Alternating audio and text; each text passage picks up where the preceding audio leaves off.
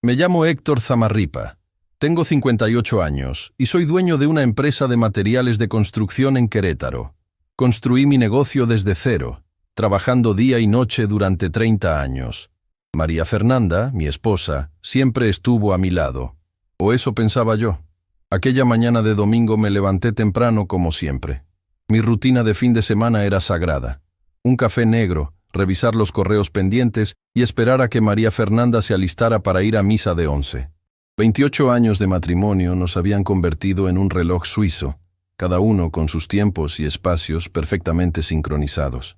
¿Ya casi estás lista, María?, pregunté desde la cocina mientras terminaba mi café. Dame 10 minutos más, Héctor. Necesito terminar de arreglarme, respondió ella desde la habitación. María Fernanda, a sus 52 años, seguía siendo una mujer elegante. Últimamente la notaba más preocupada por su apariencia, más perfume, ropa nueva, detalles que atribuía a su deseo de mantenerse bien para nuestra próxima celebración de aniversario. Esperé en la sala hojeando el periódico. Cuando bajó las escaleras, no pude evitar notar que llevaba un vestido que nunca había visto, algo más escotado de lo que solía usar para la iglesia. «Te ves diferente hoy», comenté sin darle mayor importancia. «¿Te gusta? Lo compré la semana pasada». «Claro, te queda bien». «¿Nos vamos?» «Ya sabes cómo se pone el estacionamiento si llegamos tarde». Durante el trayecto, María Fernanda revisaba constantemente su teléfono, sonriendo ocasionalmente a la pantalla. «¿Todo bien con los muchachos?», pregunté pensando que serían mensajes de nuestros hijos. «Ah, sí, respondió distraída. «Es el grupo de la parroquia. Estamos organizando la celebración del centenario. Llegamos a la parroquia de San Francisco justo a tiempo. Como cada domingo, el templo estaba lleno.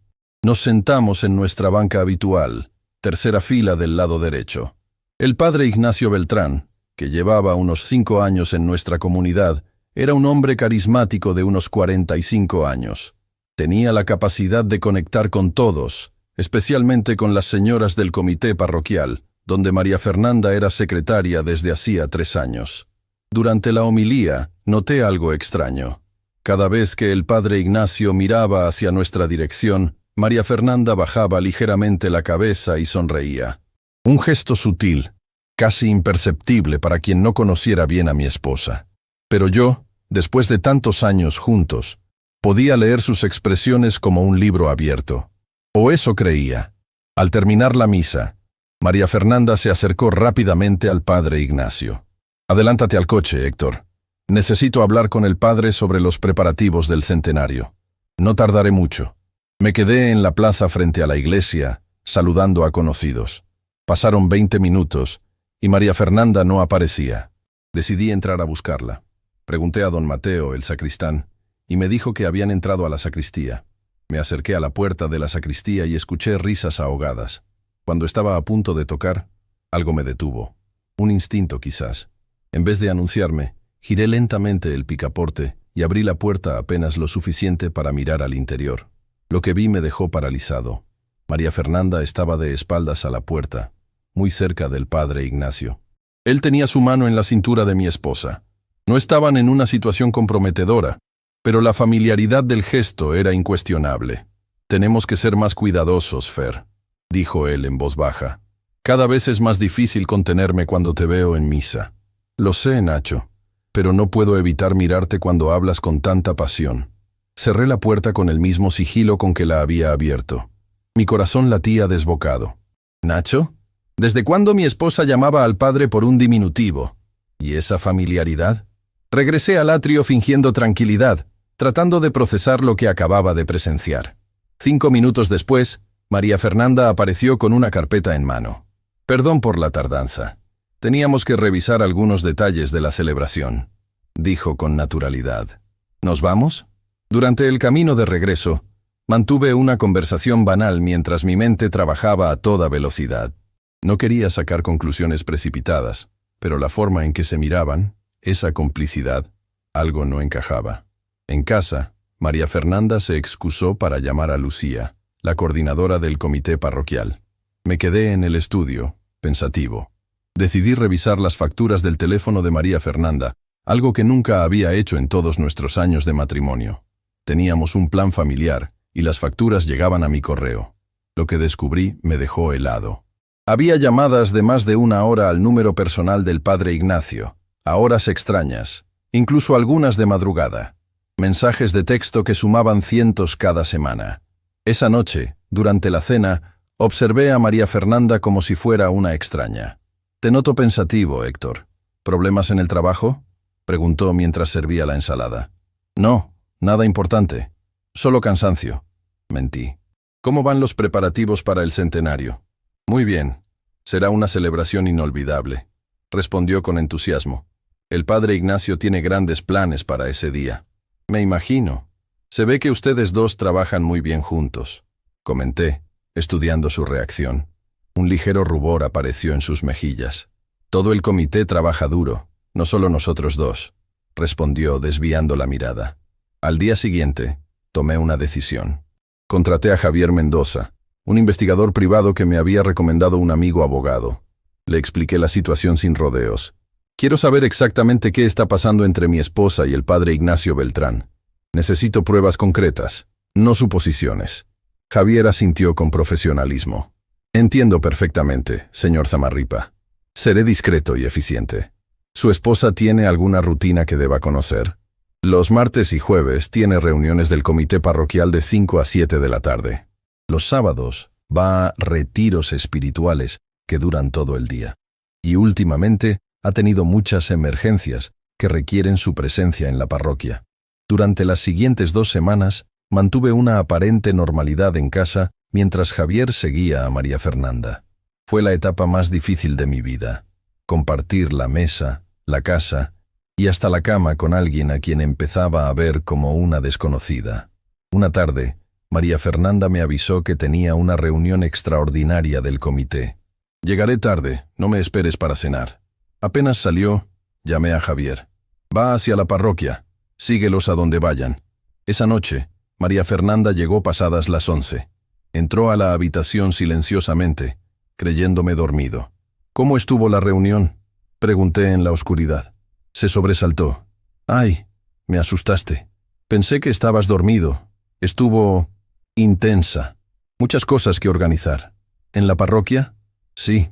Bueno, al final fuimos a cenar para seguir discutiendo algunos temas». «¿Con todo el comité?». «No, solo con Lucía y el padre Ignacio», respondió con cierta vacilación. Al día siguiente, Javier me envió un mensaje. «Tenemos que hablar. Es urgente». Nos encontramos en un café discreto en el centro. Javier traía una carpeta y una expresión grave. «Señor Zamarripa, lo que voy a mostrarle es delicado». Abrió la carpeta y me mostró una serie de fotografías. En ellas, María Fernanda y el padre Ignacio entraban a un hotel en la zona norte de la ciudad. Otras mostraban besos furtivos en el estacionamiento de la parroquia.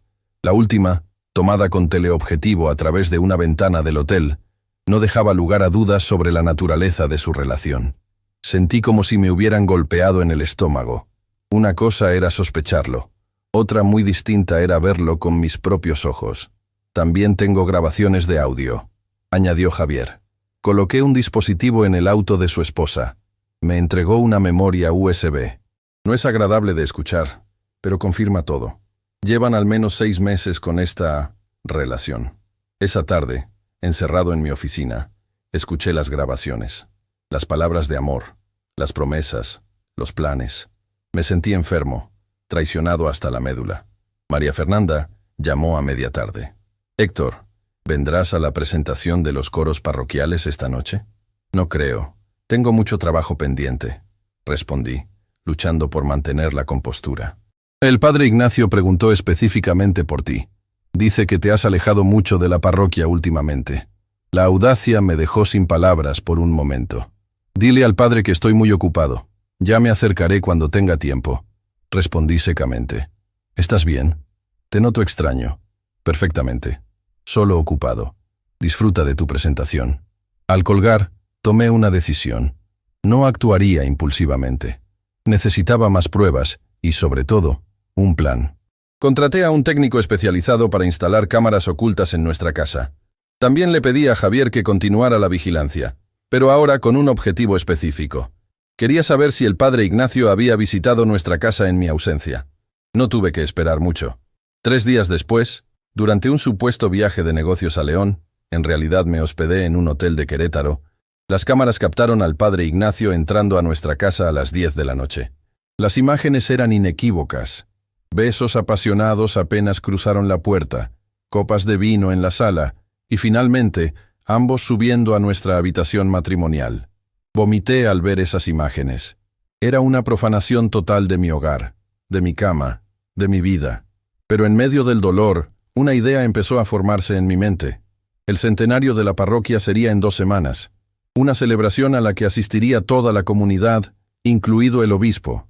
El escenario perfecto. Durante los días siguientes, recopilé todas las pruebas, fotos, videos, grabaciones de audio.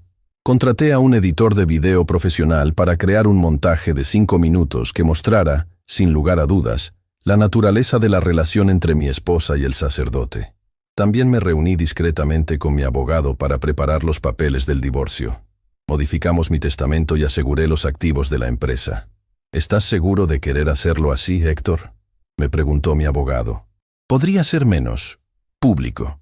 Ellos no tuvieron reparos en humillarme en público, en mi propia casa, en mi propia cama, respondí con determinación. La verdad debe salir a la luz. El gran día llegó. El centenario de la parroquia de San Francisco era un acontecimiento importante. Más de 300 personas llenaban el templo, incluidas las familias más prominentes de Querétaro y autoridades eclesiásticas. María Fernanda estaba radiante, sentada en primera fila junto a los demás miembros del comité. El padre Ignacio oficiaba la misa con su habitual carisma, lanzando ocasionales miradas cómplices a mi esposa. Yo me ubiqué discretamente en la parte posterior, junto al técnico audiovisual que había contratado. Según el programa, después de la misa, habría una presentación sobre la historia de la parroquia, proyectada en una pantalla gigante instalada en el altar. Ese sería mi momento. La misa transcurrió con normalidad. Al finalizar, el padre Ignacio tomó el micrófono. Queridos hermanos, celebramos hoy 100 años de historia de nuestra amada parroquia. 100 años de fe, comunidad y servicio. Para conmemorar este momento, hemos preparado una presentación especial sobre nuestra historia. Se apagaron las luces y comenzó la proyección. Los primeros minutos mostraban fotografías antiguas de la parroquia, tal como estaba programado. Pero entonces, tal como había coordinado con el técnico, la presentación cambió abruptamente. En la pantalla gigante, aparecieron María Fernanda y el padre Ignacio besándose en el estacionamiento de la parroquia. Luego, entrando al hotel. Después, en mi propia casa, en mi propia sala. El audio era claro, sus voces inconfundibles. ¿Cuándo le dirás a Héctor?, preguntaba el padre Ignacio. Aún no es el momento. Necesitamos ser pacientes, respondía María Fernanda. Héctor controla todo el dinero. Tenemos que ser estratégicos. Un jadeo colectivo recorrió la iglesia. Vi cómo el rostro de María Fernanda se transformaba por el horror. El padre Ignacio quedó petrificado junto al altar. El obispo, sentado en una silla especial, se puso de pie con expresión severa. Antes de que pudieran detener la proyección, me levanté y caminé hacia el frente de la iglesia. Esta es la verdadera celebración que han estado planeando, dije con voz firme, mirando directamente a María Fernanda y al padre Ignacio. Una celebración de engaño y traición, en nombre de Dios, en la casa de Dios. Y en mi propia casa. El caos se desató en la iglesia. Algunos gritaban, otros lloraban. El obispo se acercó rápidamente al padre Ignacio, su rostro contorsionado por la ira. María Fernanda intentó acercarse a mí, pero la detuve con un gesto. Los papeles del divorcio te esperan en casa, María Fernanda, dije con calma. Tu abogado puede contactar al mío para los detalles. Me di la vuelta y salí de la iglesia con la frente en alto, dejando tras de mí un matrimonio destruido y el inicio de un nuevo capítulo en mi vida. Salí de la iglesia entre murmullos y miradas atónitas. Algunas personas intentaron detenerme, pero las ignoré. Necesitaba aire, espacio, silencio. Mi cuerpo se movía por inercia hacia el estacionamiento, mientras mi mente trataba de procesar todo lo ocurrido. Al llegar a mi automóvil, sentí una mano en mi hombro. Era Javier, el investigador. Señor Zamarripa, no debería manejar en este estado. Permítame llevarlo. Asentí sin fuerzas para discutir. Durante el trayecto, Permanecí en silencio mirando por la ventana. Las calles de Querétaro pasaban ante mis ojos como una película borrosa. Lo que hizo ahí dentro requirió valor, comentó Javier mientras conducía. Muchos hombres hubieran optado por la violencia. La violencia solo me habría convertido en el villano. Respondí con voz apagada.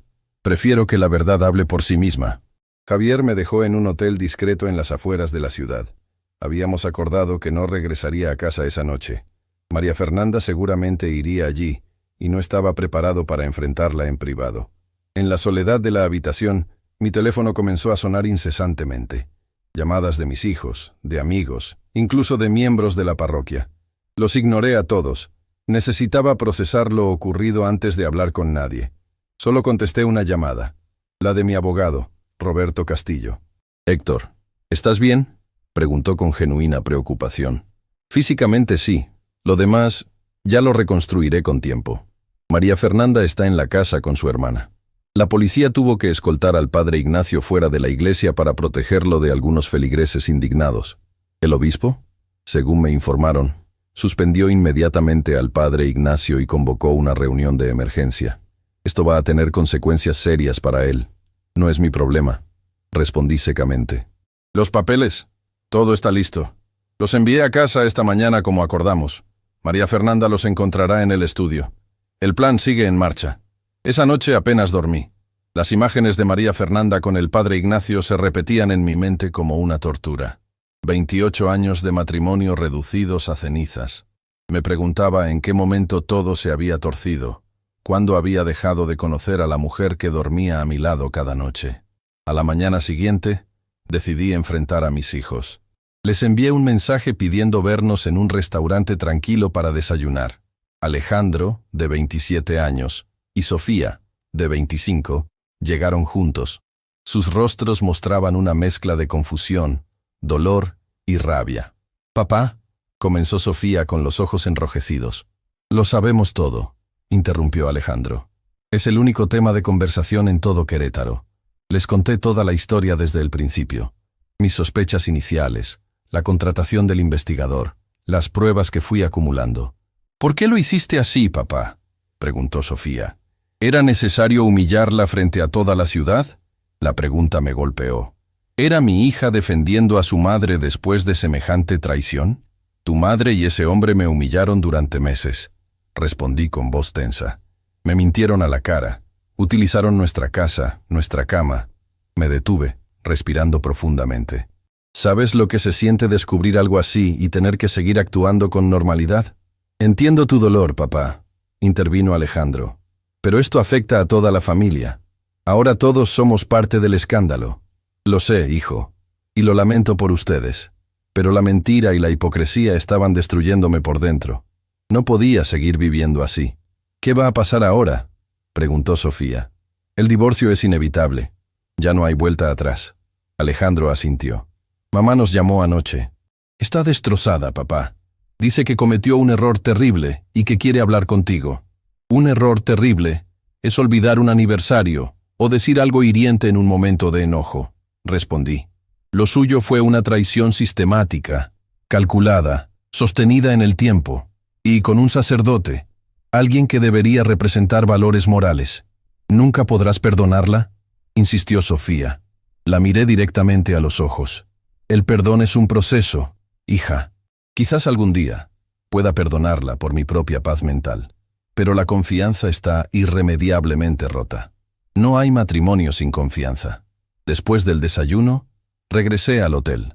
Necesitaba poner orden en mis pensamientos y planificar mis próximos pasos. Roberto me había aconsejado no regresar a casa hasta que María Fernanda firmara los papeles del divorcio y se establecieran los términos de la separación. Encendí mi laptop y vi que tenía docenas de correos. Noticias sobre lo ocurrido habían llegado incluso a mis socios comerciales. Algunos expresaban su apoyo, otros su preocupación por la estabilidad de la empresa.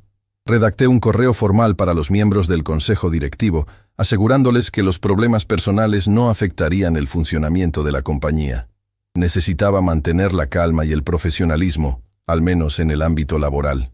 A media tarde, recibí una llamada de Roberto. María Fernanda firmó los papeles, anunció. Aceptó todos los términos sin objeciones. Me sorprendió. Esperaba una batalla legal, negociaciones tensas, intentos de obtener la mitad de la empresa que había construido desde cero. ¿Sin condiciones? ¿Sin contraofertas? Ninguna. Solo pidió quedarse con la casa, uno de los coches y una pensión mensual por 5 años. Considerando las circunstancias y lo que podría haber exigido legalmente, es extremadamente razonable. ¿Mencionó algo más? Hubo un breve silencio. Dejó una carta para ti. La tengo aquí en mi despacho. Léela, pedí. No estaba seguro de querer ver su letra en ese momento. Roberto carraspeó antes de leer. Héctor, no hay palabras suficientes para expresar mi arrepentimiento. No te pido perdón porque sé que no lo merezco. Solo quiero que sepas que nunca planeamos hacerte daño. Lo que escuchaste sobre el dinero fue un momento de debilidad, una conversación absurda que nunca debió ocurrir. Acepto todas las condiciones del divorcio. No merezco más. Solo te pido una cosa. No culpes a nuestros hijos por mis errores. Ellos te aman y te necesitan. María Fernanda. ¿Eso es todo? Pregunté cuando Roberto terminó. Sí, es breve pero parece sincera. Las apariencias engañan, Roberto. Creí conocerla durante casi 3 décadas. Esa noche decidí llamar a Lucía Sandoval, la coordinadora del comité parroquial y supuesta amiga cercana de María Fernanda. Necesitaba entender mejor lo que había ocurrido, desde otra perspectiva. Lucía contestó al primer timbre. Héctor, gracias a Dios. Llevo todo el día pensando en llamarte. Lucía, necesito hacerte unas preguntas y te pido absoluta honestidad. Por supuesto, respondió ella con voz temblorosa. ¿Sabías lo de María Fernanda y el padre Ignacio? Un largo silencio. Lo sospechaba, admitió finalmente. Notaba miradas, gestos, excusas para quedarse a solas. Pero nunca tuve pruebas concretas. ¿Por qué no me dijiste nada? Te consideraba una amiga. Lo intenté, Héctor. Su voz se quebró. Hace 3 meses, cuando tomamos café en tu oficina, te comenté que María Fernanda estaba demasiado involucrada en asuntos parroquiales. Traté de darte pistas sin ser desleal con mi amiga. Esperaba que captaras la indirecta. Recordé vagamente aquella conversación. En ese momento, no le había dado importancia. ¿Desde cuándo crees que empezó? Probablemente desde la Cuaresma del año pasado. María Fernanda cambió después de su retiro espiritual. Se volvió más devota, pero de una manera diferente. Pasaba horas en la parroquia, siempre buscando momentos a solas con el padre Ignacio. ¿Alguien más lo sabía? Todo el comité lo sospechaba, Héctor, pero nadie quería ser quien lanzara la primera piedra. El padre Ignacio era muy querido y respetado. ¿Era? ¿Ya no?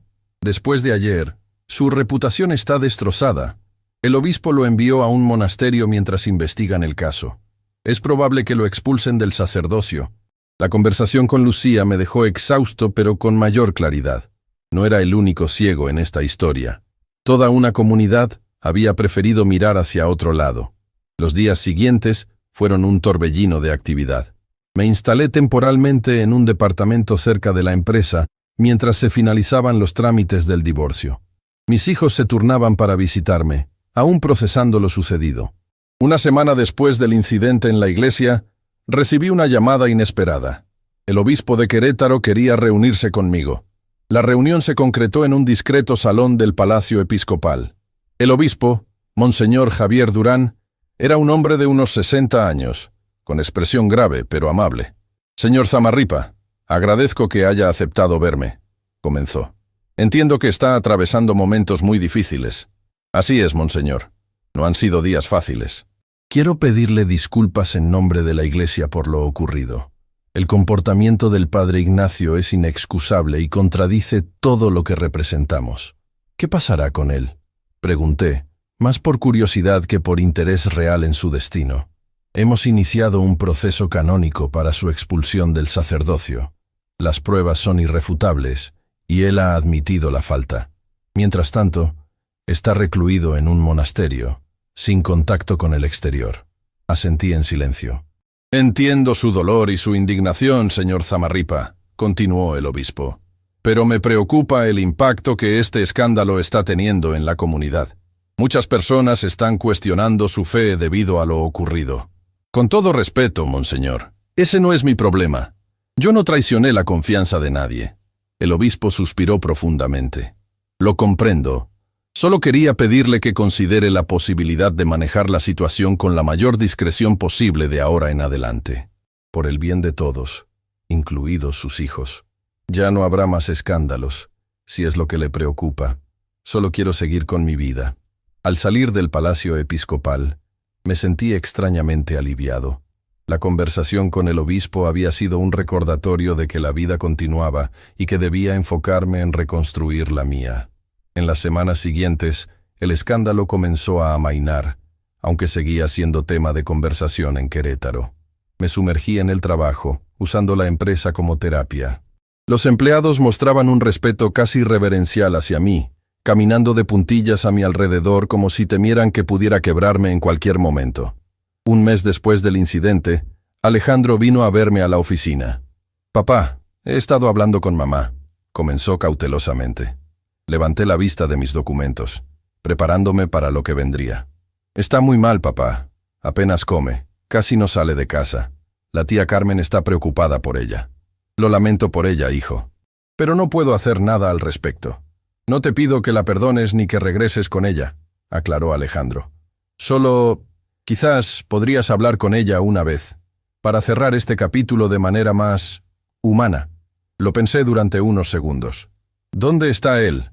¿Siguen en contacto?» «No, papá. Según nos dijo, no ha vuelto a verlo ni a hablar con él desde ese día. El obispo le prohibió cualquier contacto y ella ha respetado esa decisión. Finalmente accedí a una breve reunión. Alejandro la organizaría en terreno neutral, un pequeño café en el centro histórico, a media tarde, cuando hubiera poca gente. El día acordado llegué puntualmente. María Fernanda ya estaba allí, sentada en una mesa al fondo. La observé desde la entrada. Había perdido peso. Su rostro estaba demacrado y sin maquillaje. Su postura encorvada delataba su abatimiento. Me acerqué y me senté frente a ella. Por unos segundos, ninguno dijo nada. «Gracias por venir, Héctor», dijo finalmente con voz apenas audible. Alejandro insistió. «Pensé que nos debíamos esta conversación». María Fernanda asintió, con los ojos fijos en su taza de café. «No voy a preguntarte por qué lo hiciste», continué. «Ya no importa. Solo quiero entender una cosa. ¿Por qué él? ¿Por qué un sacerdote?» Levantó la mirada, sus ojos enrojecidos. «No fue algo planeado, Héctor. Me sentía sola, invisible. Nuestro matrimonio se había convertido en una rutina. Tú estabas siempre ocupado con la empresa, con tus proyectos. Ignacio, él me escuchaba. Me hacía sentir especial, importante. Yo te escuchaba», repliqué. «Siempre estuve ahí cuando me necesitabas. Físicamente sí, pero tu mente estaba en otra parte. Hacía años que no teníamos una conversación real, que no compartíamos nuestros pensamientos, nuestros miedos. Era doloroso escucharla, pero había algo de verdad en sus palabras. Nuestra relación se había enfriado con los años, convertida en una sociedad eficiente, pero sin la pasión del inicio. Eso no justifica la traición, María Fernanda. Si te sentías así, podrías haberlo dicho. Podrías haber pedido el divorcio». «Lo sé», admitió. «Fui cobarde. Me dejé llevar por una fantasía, por la emoción de algo prohibido. Fue estúpido y egoísta». «¿Lo amabas?», pregunté, sorprendiéndome a mí mismo por la pregunta. Se tomó un momento antes de responder. «Creí que sí. Ahora no estoy segura. Quizás solo amaba cómo me hacía sentir, la atención, la adrenalina. Confundí muchas cosas. ¿Y él?». Ignacio era complejo. Creo que realmente tenía una crisis de fe. Me dijo muchas veces que quería dejar el sacerdocio por mí. Planeaba hablar con el obispo después del centenario.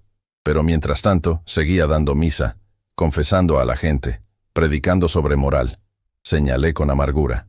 Sí, esa hipocresía me incomodaba, pero me convencí de que era una situación temporal, que pronto podríamos vivir nuestro amor abiertamente. ¿Y el comentario sobre mi dinero? Lo escuché en las grabaciones. María Fernanda. Planeaban aprovecharse de mí. Sus mejillas se encendieron de vergüenza. Fue un momento de debilidad, una fantasía estúpida. Ignacio mencionó que sin dinero no podríamos comenzar una nueva vida y yo dije esas tonterías sin pensar. Nunca tuve intención real de quitarte nada. El silencio cayó entre nosotros. Una parte de mí quería creerle, pero la confianza estaba irremediablemente rota. ¿Qué harás ahora?, pregunté finalmente. No lo sé. Cuando termine el proceso de divorcio, quizás me mude a Guadalajara con mi hermana. Necesito alejarme de Querétaro, de los rumores, de las miradas. Asentí. Era comprensible. ¿Y tú?, preguntó ella. ¿Cómo estás realmente, Héctor? Sobreviviendo día a día. El trabajo ayuda. Y los niños también. Me miró con ojos húmedos. Te amé de verdad, Héctor. Durante muchos años fuiste el centro de mi vida. Quiero que sepas eso a pesar de todo. Me levanté lentamente. También te amé, María Fernanda. Por eso duele tanto. Salí del café sin mirar atrás. La conversación había sido necesaria, pero no trajo el cierre que esperaba. Algunas heridas tardarían mucho tiempo en sanar, si es que alguna vez lo hacían completamente. Esa noche, en la soledad de mi departamento, reflexioné sobre la conversación con María Fernanda. Sus palabras resonaban en mi mente. Me sentía sola, invisible. ¿Realmente había estado tan absorto en mi trabajo que no pude ver cómo se desmoronaba nuestro matrimonio? No justificaba su traición, pero quizás yo también tenía parte de responsabilidad en el deterioro de nuestra relación. Al día siguiente, decidí consultar a un terapeuta. El doctor Ramírez, un psicólogo de mediana edad con expresión serena, me recibió en su consultorio. «Señor Zamarripa, ¿qué lo trae aquí?», preguntó después de las presentaciones formales. «Mi esposa me engañó con un sacerdote», respondí directamente. «Toda la ciudad lo sabe. El divorcio está en proceso, pero no sé cómo seguir adelante». Le conté toda la historia. Mientras hablaba, notaba cómo el nudo en mi garganta se aflojaba ligeramente. Era la primera vez que expresaba mis sentimientos sin restricciones. «Lo que siento no es solo dolor», confesé. «Es humillación, rabia y sobre todo una sensación de fracaso. 28 años juntos y no pude ver que vivía con una extraña. El engaño siempre genera ese tipo de cuestionamientos», respondió el doctor Ramírez.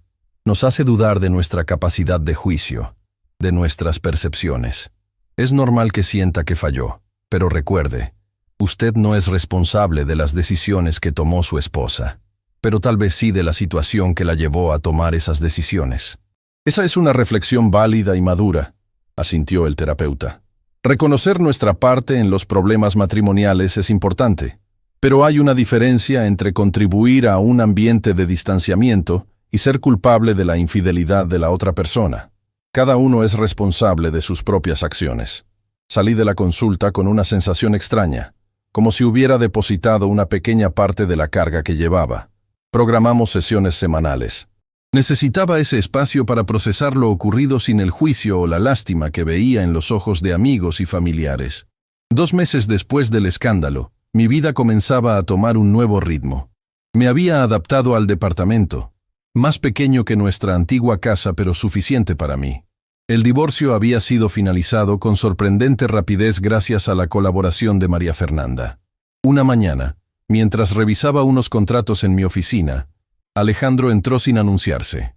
Su expresión me alertó de inmediato. «¿Qué ocurre, hijo?» «Es mamá», dijo, sentándose frente a mi escritorio. «Se va mañana a Guadalajara». Asentí lentamente. Ella había mencionado esa posibilidad durante nuestra última conversación. «Es lo mejor para ella», respondí. «Aquí todos la conocen. Debe ser difícil.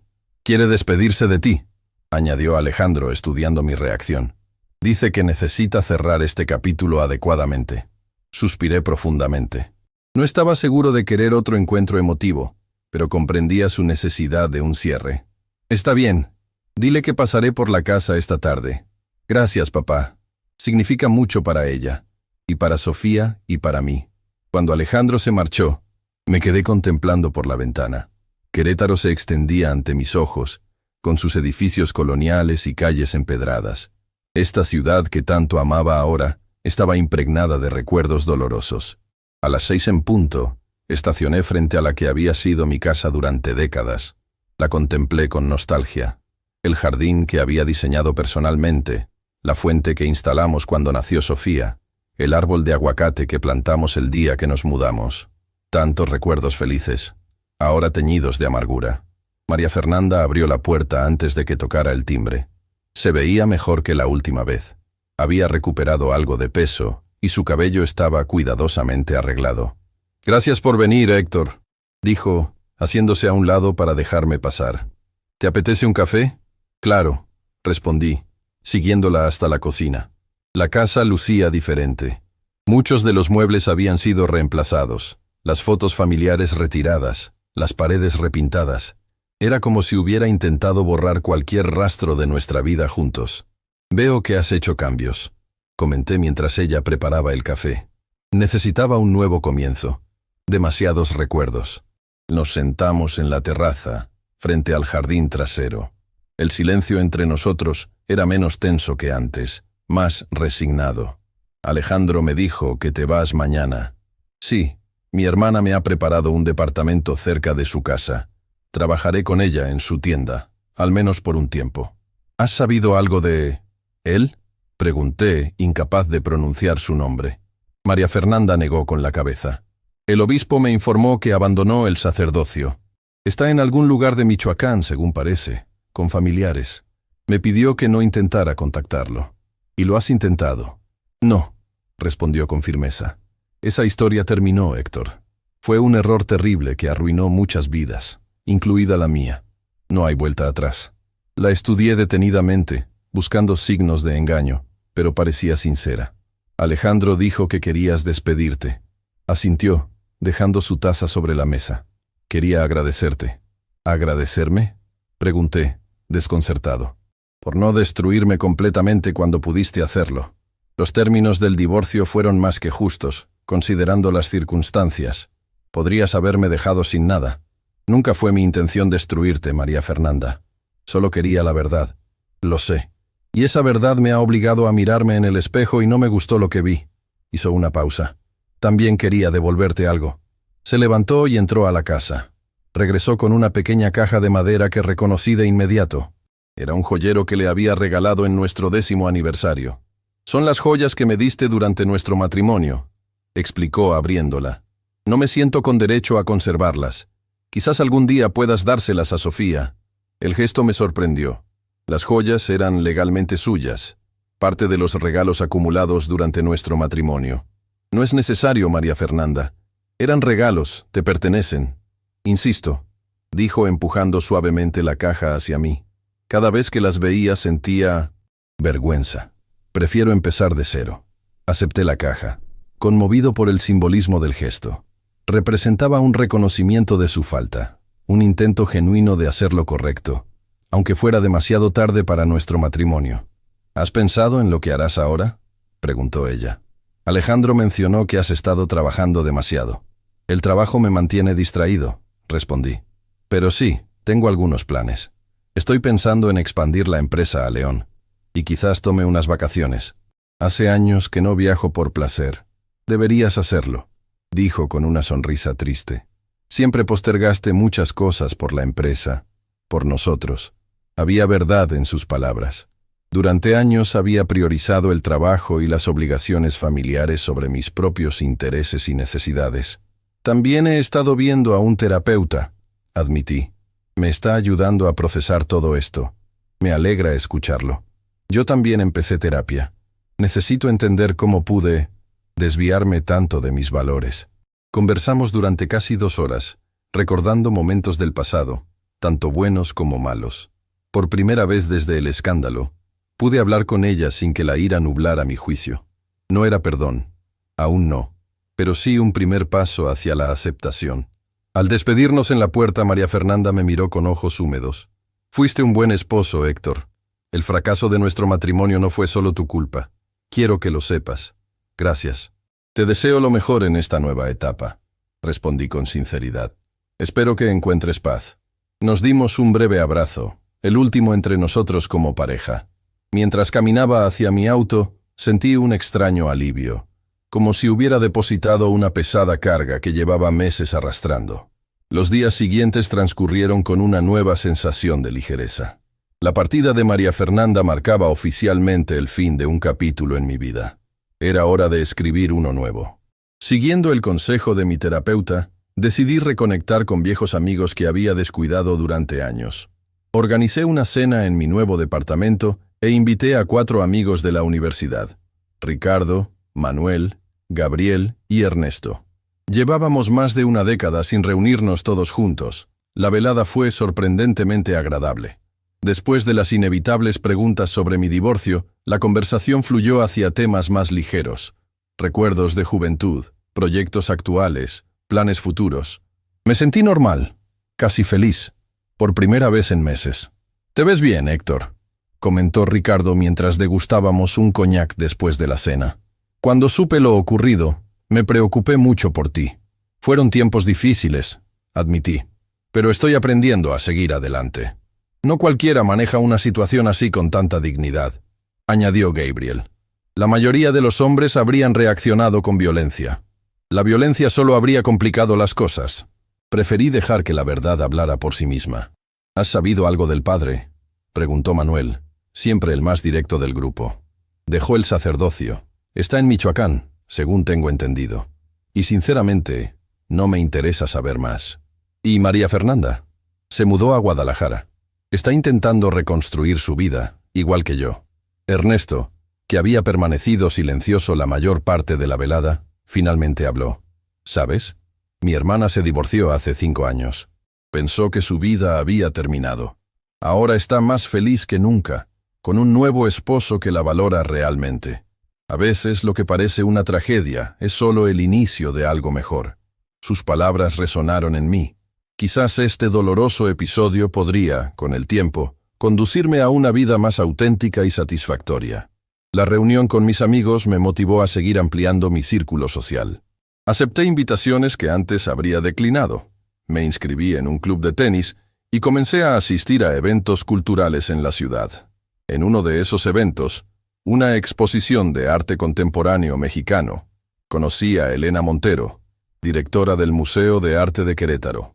Era una mujer atractiva, de unos 50 años, inteligente y con un fino sentido del humor. Conversamos durante horas sobre arte, literatura y música, descubriendo intereses comunes. Al final de la velada, intercambiamos números telefónicos, con la promesa de asistir juntos a un concierto la semana siguiente.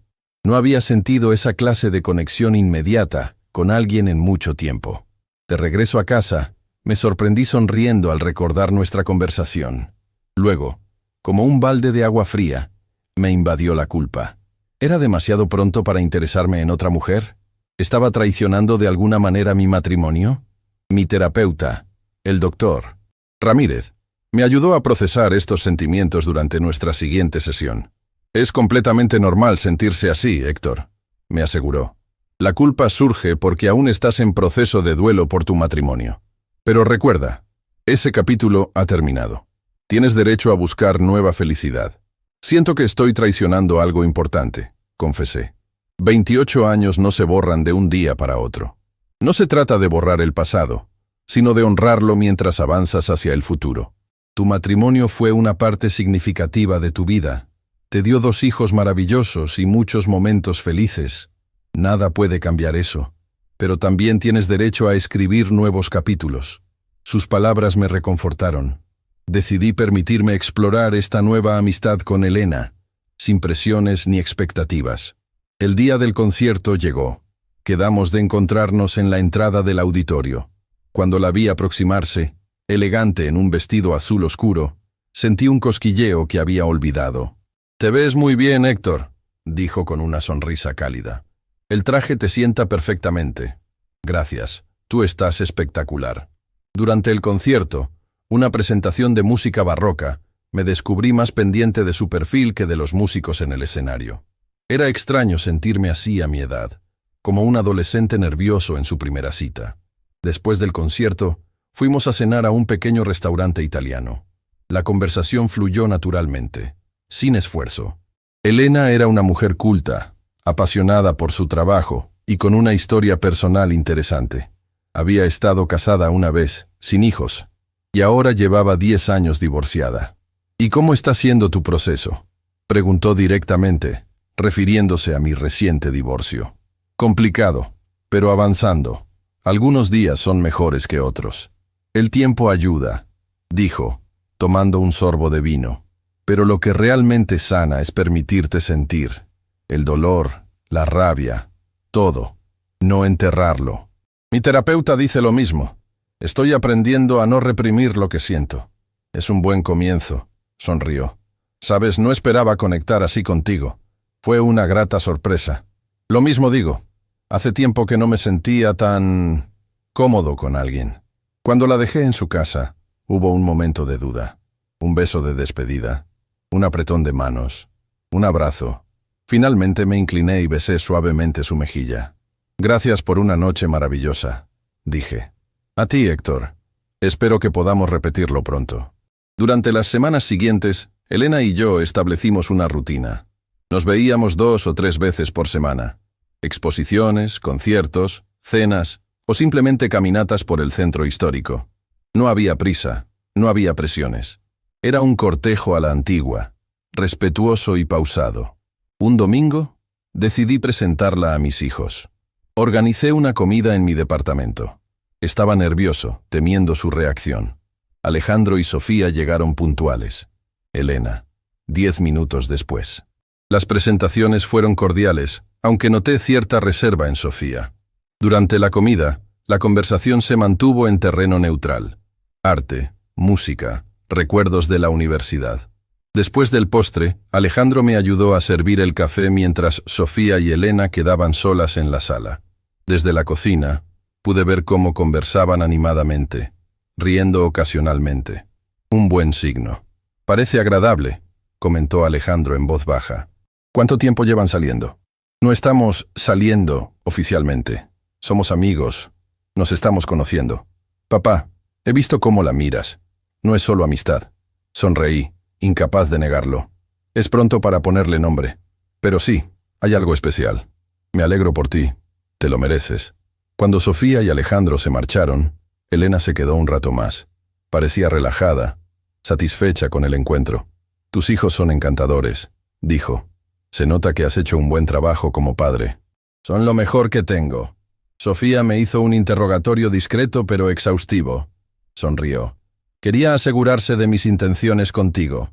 Lo siento, es muy protectora. No lo sientas. Es natural, y me agrada que te cuide tanto. Nos sentamos en el balcón, contemplando la ciudad. Sin planificarlo, tomé su mano. Ella entrelazó sus dedos con los míos. Un gesto simple pero significativo. Tengo miedo, Elena, confesé de repente. ¿De qué? De volver a equivocarme, de no ser capaz de ver la verdad. Héctor, dijo girándose para mirarme directamente. Todos cometemos errores. Todos nos equivocamos al juzgar a las personas. Es parte de ser humano. Pero el costo puede ser muy alto. Sí, y aún así, seguimos intentándolo. Porque la alternativa es quedarse solo, protegido pero incompleto. En ese momento, mirando sus ojos sinceros, sentí que algo se desataba en mi interior.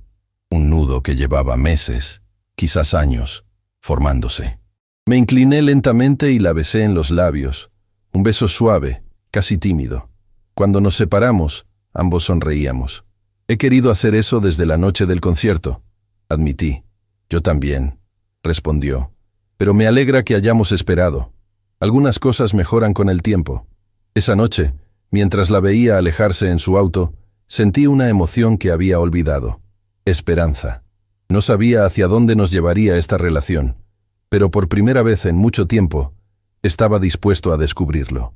6 meses después del escándalo, mi vida había adquirido una nueva normalidad. La relación con Elena avanzaba a paso tranquilo pero firme. Nos veíamos regularmente, compartíamos intereses y disfrutábamos de la compañía mutua. Aún no habíamos dado el paso de vivir juntos. Ambos valorábamos nuestra independencia y sentíamos que era importante no apresurar las cosas. Mi empresa prosperaba. La expansión a León estaba en marcha y había contratado a un gerente joven y competente, Miguel Ángeles, para que supervisara el nuevo proyecto. Alejandro, que había estudiado administración, comenzó a involucrarse más en el negocio familiar. Tenía talento natural para las finanzas y aportaba ideas frescas que estaban modernizando nuestra operación. Una tarde, mientras revisaba unos planos con Alejandro en la oficina, recibí una llamada inesperada. Era Sofía. Papá, necesito hablar contigo. ¿Podemos vernos? Algo en su voz me alarmó. Claro, hija. ¿Quieres venir a la oficina o prefieres que nos veamos en algún lugar? Mejor en tu departamento, si no te importa. Es personal. Acordamos vernos esa misma tarde. Durante el resto del día, no pude concentrarme. ¿Qué sería tan urgente? ¿Tendría problemas en su trabajo? ¿Habría terminado con su novio? ¿O sería algo relacionado con María Fernanda? A las 6 en punto, Sofía llegó a mi departamento. Parecía nerviosa, jugando constantemente con el anillo que llevaba en su mano derecha. ¿Quieres un té?, ofrecí, tratando de ayudarla a relajarse. Sí, gracias. Mientras preparaba el té, Sofía se paseaba por la sala, mirando las fotos que había colocado en las estanterías. Muchas eran nuevas. Elena y yo en un viaje a Guanajuato, una reciente celebración de cumpleaños con amigos, un día de campo con Alejandro y su novia. «Te ves feliz en estas fotos, papá», comentó. «Lo soy, hija. Dentro de lo que puedo serlo».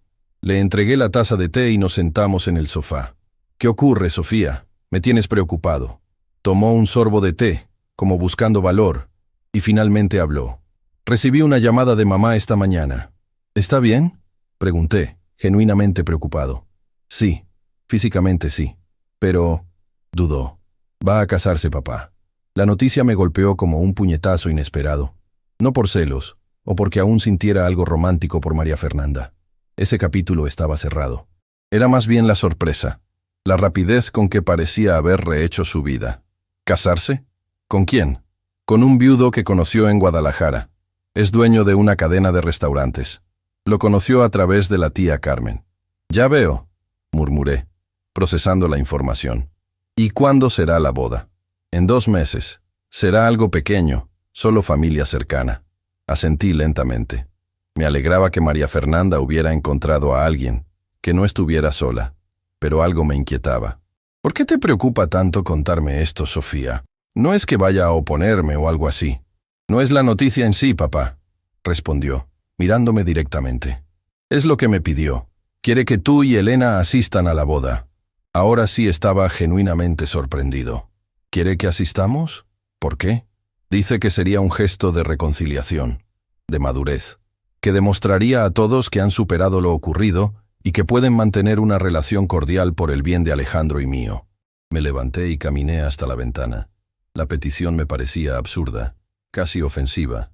Después de todo lo ocurrido, ¿esperaba que me sentara a aplaudir mientras ella juraba amor eterno a otro hombre? ¿Tan pronto después de nuestra separación? «No tienes que responder ahora», añadió Sofía. «Dijo que lo pensaras». Me giré para mirarla. «¿Tú qué opinas? ¿Crees que debería ir?» Sofía suspiró. «Honestamente no. Me parece demasiado pedir. Una cosa es que ustedes hayan podido hablar civilizadamente y otra muy distinta es pretender que sean amigos. Pero quería transmitirte su invitación. Gracias por ser sincera, hija. Lo pensaré, aunque mi primera reacción es declinar». Después de que Sofía se marchara, llamé a Elena. Necesitaba su perspectiva.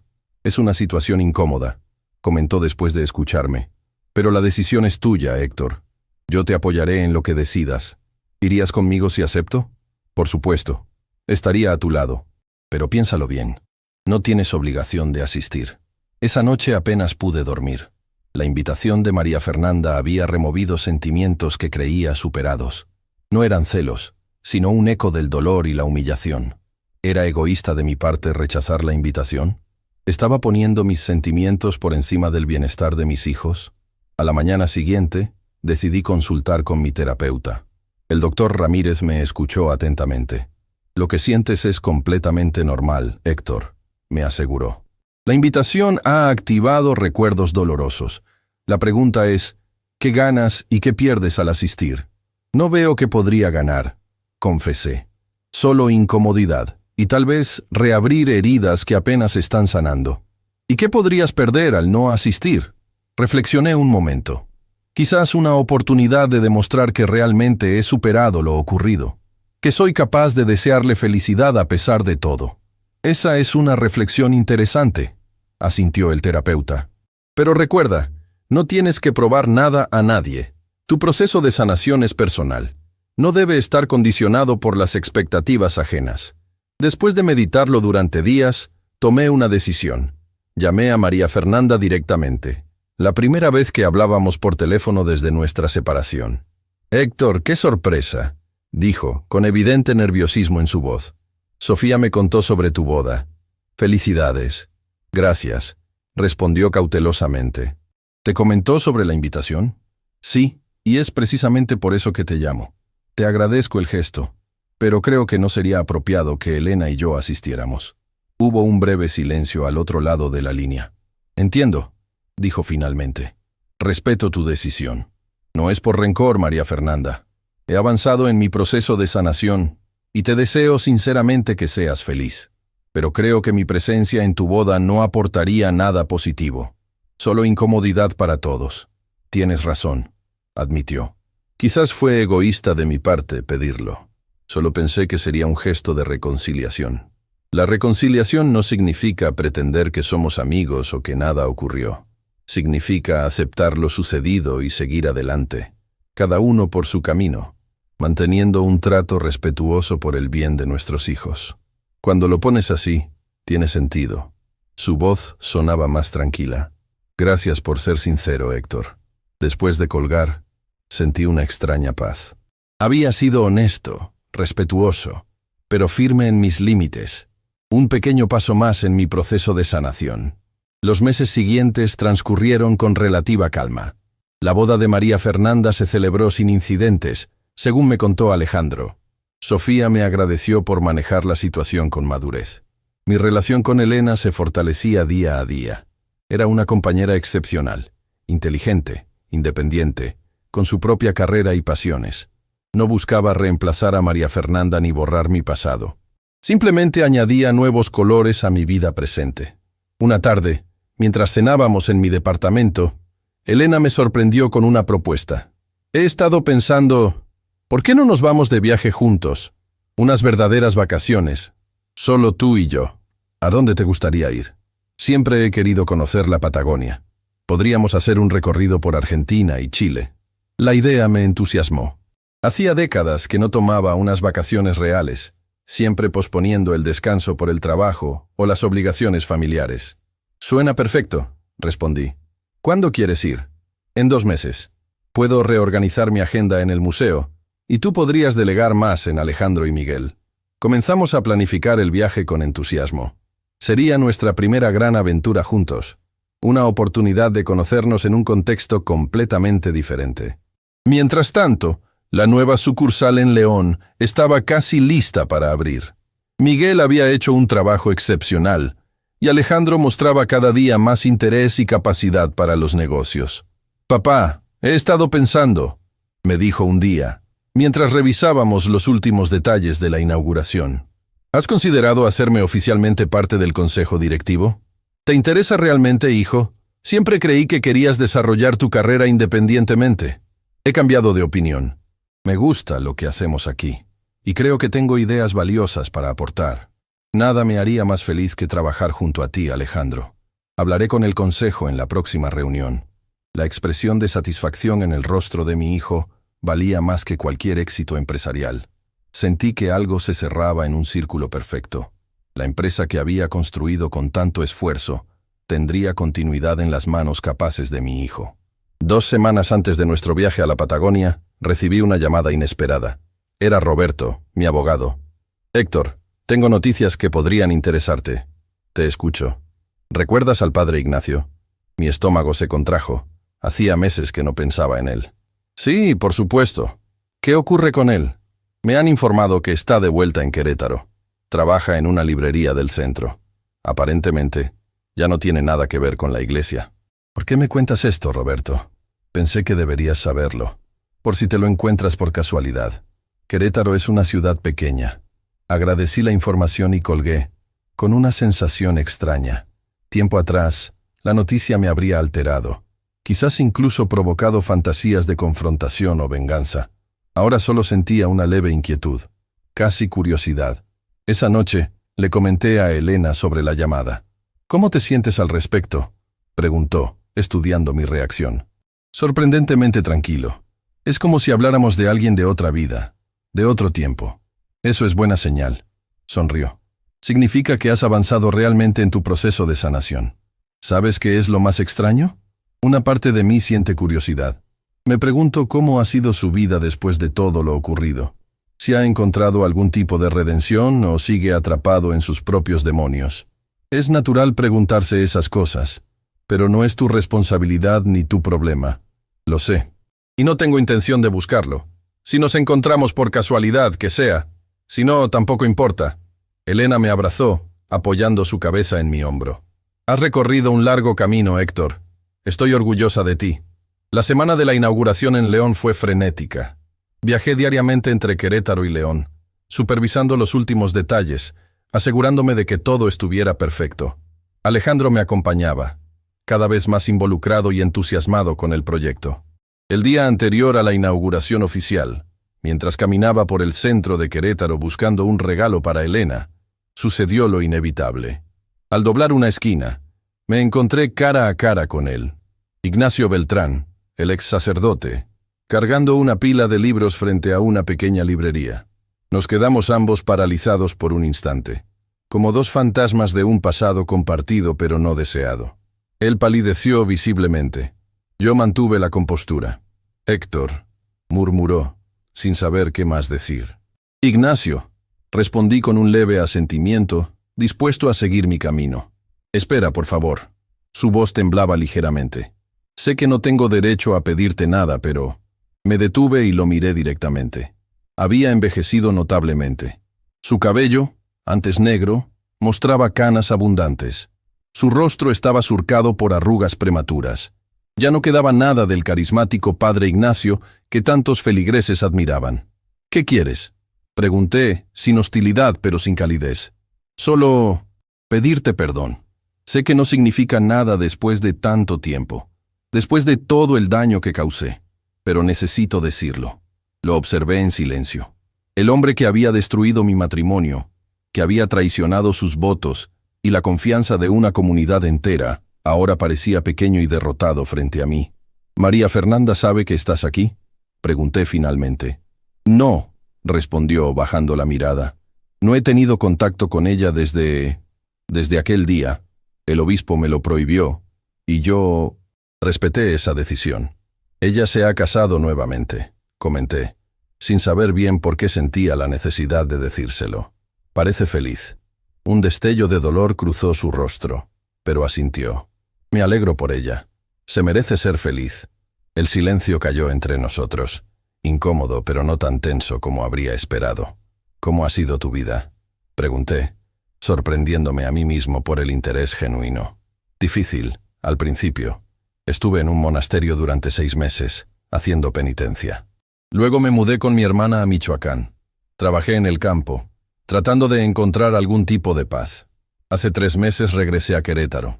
Mi sobrina es dueña de esta librería y necesitaba ayuda. Asentí, procesando su historia. No sentía lástima, pero tampoco el odio visceral que alguna vez me había consumido. «Debo irme», dije finalmente. «Tengo una inauguración mañana en León». «Por supuesto», respondió rápidamente. «Gracias por escucharme». Comencé a alejarme, pero me detuve y me giré una última vez. «Ignacio», dije, usando deliberadamente su nombre de pila. «Espero que encuentres paz». No esperé su respuesta. Continué mi camino, sintiendo una extraña ligereza. El encuentro, en lugar de perturbarme, me había dado una sensación de cierre. El círculo finalmente se completaba. Esa noche, mientras cenaba con Elena, Alejandro y Sofía, en celebración anticipada por la inauguración, me sentí profundamente afortunado. Había perdido un matrimonio, sí, pero había ganado una nueva oportunidad. Había experimentado traición, pero también apoyo incondicional. Había conocido la rabia y el dolor, pero ahora experimentaba la paz y la alegría. «Propongo un brindis», dijo Alejandro levantando su copa. «Por los nuevos comienzos, por la familia», añadió Sofía, «la que elegimos y la que nos elige. Por la verdad», dije yo mirando a Elena, «que duele pero libera. Por el amor», concluyó Elena, apretando mi mano, «que todo lo sana». Mientras chocábamos nuestras copas, sentí que se cerraba definitivamente un capítulo de mi vida y se abría otro, lleno de posibilidades. La traición de María Fernanda y el padre Ignacio, que una vez pareció el fin de mi mundo, había sido solo el doloroso preludio de un nuevo comienzo. A los 58 años, Había aprendido la más valiosa de las lecciones. La vida siempre ofrece segundas oportunidades a quienes tienen el valor de tomarlas. Amigos, si les gustó mi historia, den like y suscríbanse a mi canal. Compartan su opinión en los comentarios. Cada experiencia nos hace más fuertes.